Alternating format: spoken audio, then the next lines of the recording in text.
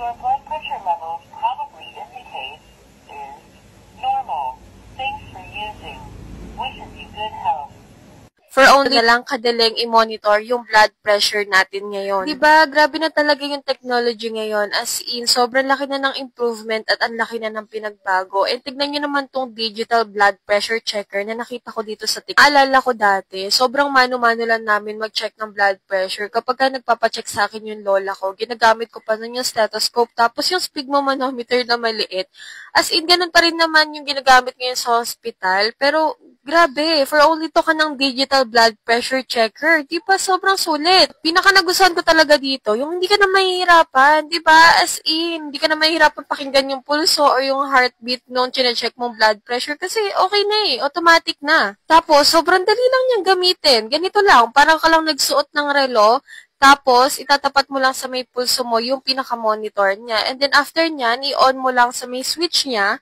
Tapos, dito sa pinaka-LED niya, i-on mo ulit siya. Attention please. Please keep silent and relax. Keep the cuff at heart level. Start measurement now.